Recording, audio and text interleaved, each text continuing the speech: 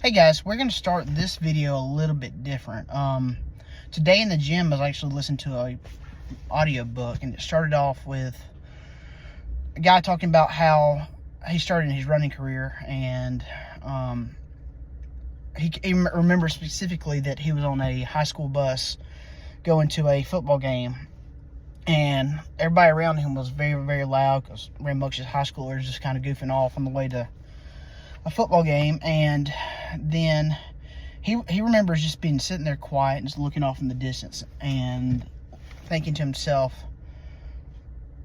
he's got to have more. And there was a point where he was driving by this lake, and it ended up being a lake that he did his first ever long run on with his dad.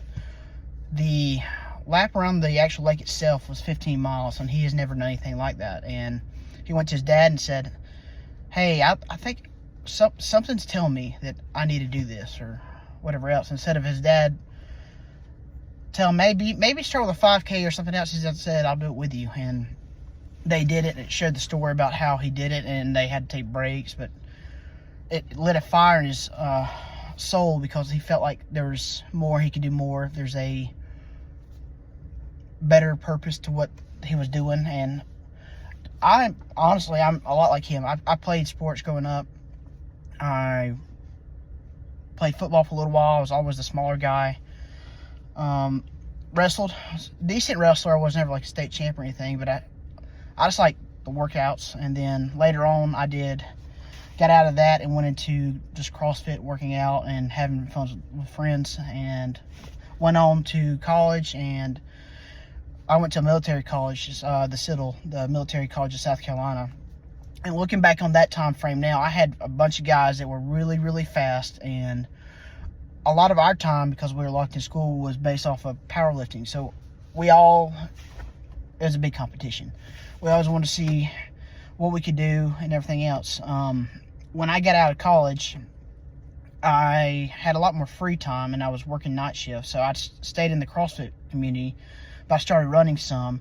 And then the first job I ever had was Sloan Construction Company. I was a night shift project engineer building interstates for 8 years at night shift. Well, I take that back. My first 4 years were on nights, and then I went back got a promotion and was a project manager. But that first 4 years there, I had a lot of free time, and I spent a lot of it because I was working nights, and all my friends were at work. When I was free, I spent working out. I'd get up around 1 o'clock in the afternoon most of the time. I would immediately go get something to eat, because if I didn't, I'd feel like crap the rest of the day. Once I got that in me, I'd go do a lift and then a little bit of a run. I normally ran about 3 miles, just consistent 3 miles. I never got faster. I never was slow, but I was like 25-minute 3 mile every day. And then I would do CrossFit. And in that time frame, I got really, really in shape, but it was more muscular endurance because of obviously CrossFit. And I had the little bit of endurance from the running. About a year into my career at Reeves, one of our region managers at the time is now a president of King Asphalt in Greenville, South Carolina. Well, actually, they're out of Easley. Came up to me and had mentioned that they were going to do these races for Colas Team Cup, which is Colas on Reeves and everything else. So the first one I ever did was a 10K. And I ran 6 miles, but I have never raced 6 miles. It was a whole lot different. And I went into the goal of 45 minutes. I think I got in 52, which for someone that's never done it like me, it's not bad. I mean, it's not world records, but I enjoyed it. And then the following year, we did it again. But the way the Colas team worked is it had different races. You had the 10K, the half, and the full marathon, full marathon. And the bigger races, longer races had a lot more points. And the way the team cut worked is it was point based off of how much you put on social media, and then the actual race results afterwards. I figured out that the only shot I had to do this was actually do the half marathon, full marathon. So I started with the half marathon, and I can honestly remember looking back on that now. I remember running 3 to 4 miles a day. Actually, it was more like 4 to 5 towards the end. consistently. Not, I mean, I had long runs with it, 8, 9, 10, but I remember thinking to myself, man, this is a lot of training. And I say that, and that's why I bring up the subject of what I'm starting with today. A lot of training is relative. Workloads are relative to what you've done, how long you've been consistent with it, and everything else. And that's why I'm actually doing this Ironman, because as I'll explain here in just a minute, it'll make more sense. But so when I got through that training block, I remember being like mile 10 of the race. And I looked over, and I was running, I think my first ever half marathon was like 2:32 or something like that. So this is like, 2 hours in. I look over to my left, and these two girls are running step for step with me, if not just a little bit above me, faster, in tiger suits. And I just remember, it was almost like dumbfounding, like, really? This is all you got? And then as it kept going, I remember getting towards like mile 11, 12, and 13. I was like, there is no freaking way I could double this. Like, not a shot. Like, I didn't think it was humanly possible for me to do it. So that's what I kind of stayed at. I stayed at half marathon for a little while, and then I fell out of it, got out of the distance running, and just went to just lifting weights and hanging out with some friends. Got a little bit more out of shape, and in November of 2022, I got chewed out by somebody at work, and it was just, at that point, my head went to, all right, I've got to do something different. And I did. So I just started running again, and I was out of shape cardiovascular wise. I started with 10 minutes a day, which I told myself I can do 1 mile a day. It just went on up. Well, what I found in that time frame was I was able to do it on a treadmill after a workout with a friend, and I could watch these videos, and I fell in love with the steady state, low pace cardio, low heart rate, just kind of 80-20 method that a lot of people y'all know about. If y'all don't, I'll explain it real quick. The 80-20 method is where you do 80% of your volume easy, 20% hard. A lot of people think, and this is what I did wrong, is that 80% of your workout or your training load is actually easy, which if you do 5 runs a day, that's 1 hard run. False. It's not. It's misleading. I would recommend looking into a little bit more than that if you're going to look at doing that training method. But I ended up falling into the trap of running slow, and all the time. I could run a 12-minute pace for 5 hours if I wanted to. But the problem is if you put me at a 10-minute pace, I'd cave, and that's what ended up hurting me on the back end of these longer runs, because I didn't have the speed. My aerobic base was so strong, but my ceiling just was right there at the same line. I had nowhere to go up to get faster. So after that time frame, I ran the first half marathon I've done in like 3 years. It's like 2023, and believe it or not, it was actually a PR. It was like 2:15, I believe, at that time frame. It was really, really good. It's exactly what I was wanting, actually. And then I remember thinking to myself that I think I can do it. So with the fact that I had the aerobic base and my training age was a lot longer because I had been more consistent with this stuff, I ended up going into a marathon training block and finishing my first ever marathon that year. I think it was October 24 when I did it. And let me tell you, that time frame, I had a bunch of other stuff going on.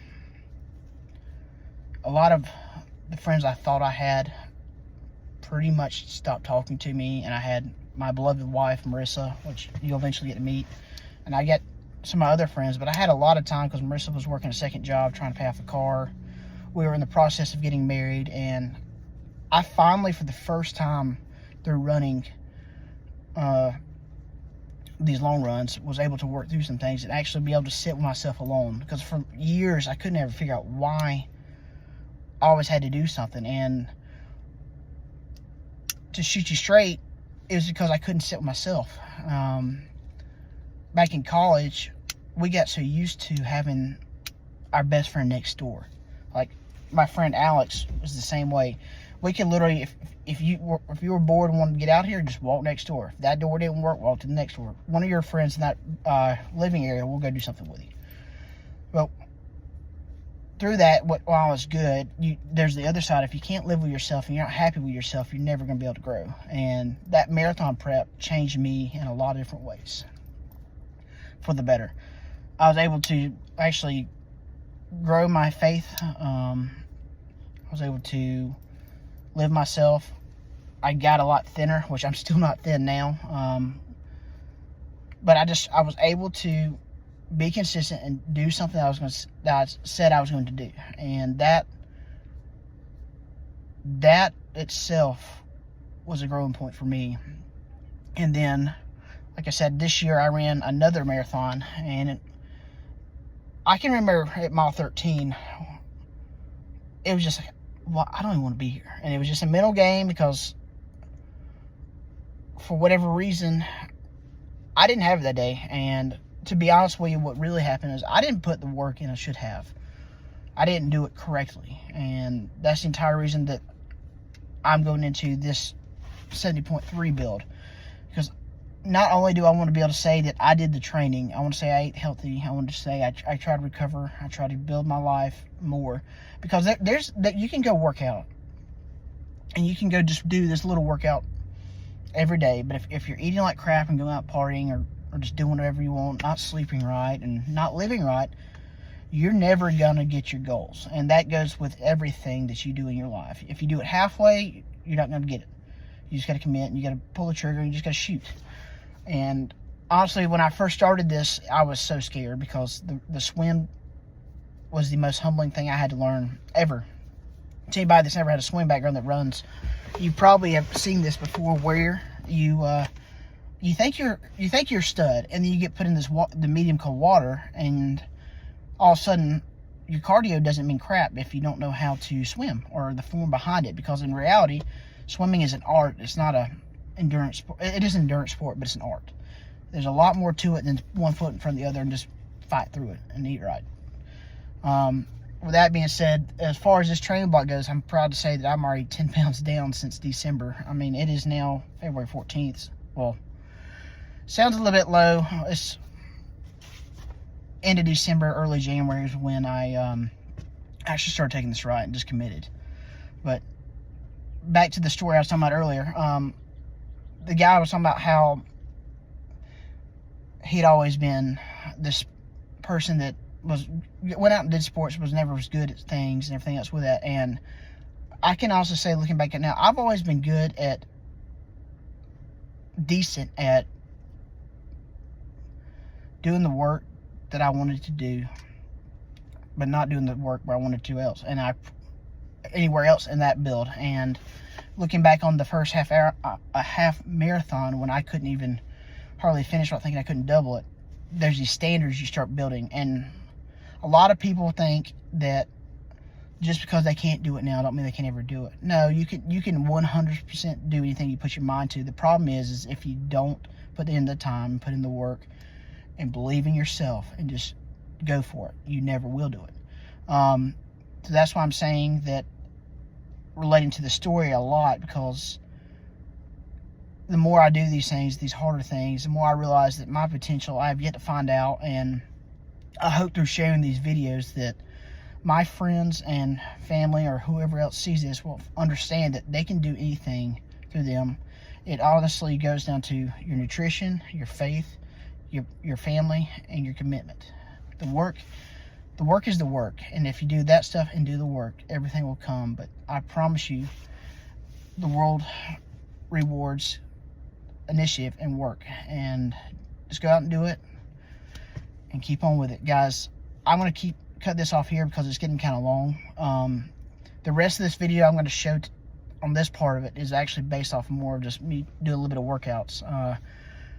I have gotten a lot better at swimming. I actually, like I think I told y'all the last video, I got a coach, and she has made me a whole lot better than I used to.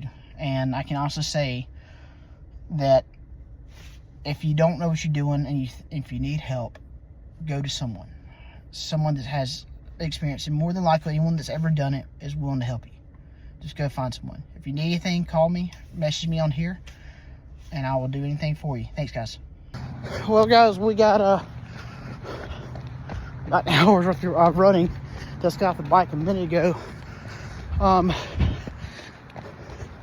legs feel great, but this workout she had me to deal with today was only based off heart rate on the bike. Had me do a ridiculously slow warm up, and I mean ridiculously slow. Then we went to 3 minutes on, 3 minutes off of 2 different heart rate zones. The faster ones was it's like 136, 152 heart rate. And the other one was like, I want to say 90 to 106 or something like that, or 106 to 112. So far, that was not bad. So right now we got a 10-minute warm up, followed by 21 minute on, 1 minute off intervals. One is a all out, sustainable, controlled. The other one's an easy recovery. So I've never done this long. I've done a 10-minute workout similar to this, or it's just literally hammer it as hard as you can and walk. One on, one off for a minute each, but not like this. I think the idea here is just speed play, a little bit of a I guess it'd be zone 4, zone 5. But if you hadn't noticed yet, I'm actually down here on the Swamp Rabbit Trail in downtown Simpsonville. So a little bit change of pace. Yeah, actually warmed up enough today that we got a chance to come out here. Granted, it is 6 o'clock at night and it's getting dark on me quick, but hopefully we'll be out. So stay tuned. I'll get you on the cool down side of this thing. We just got back. I finished up the intervals today. So we had 1 minute on, 1 minute off, 40 total reps. The faster ones were at 8:20, and then the slow ones were roughly 12-minute mile pace. So we had a bunch of speed work, tempo-based workout. My trainer's probably going to kill me because I think she was wanting me to do like 10-minute mile pace, but the other part she put in there was run at something that you can sustain for the entire duration of the workout. And I was able to hold 8:20, and I ran off feel, and it felt pretty good. So that's maybe a good sign. Maybe I went a bit too hard for what I was supposed to do, but we'll find out when she comments on my workout, tells me good, the bad, the ugly, whatever else, and maybe. So I ended up with like 4.8 miles for the entire workout, including the warm up and the cool down. So that's a positive. We got that done, and now I'm about to go to the store and get some dinner set up and get ready for tomorrow. So I will be in touch tomorrow for tomorrow's workout.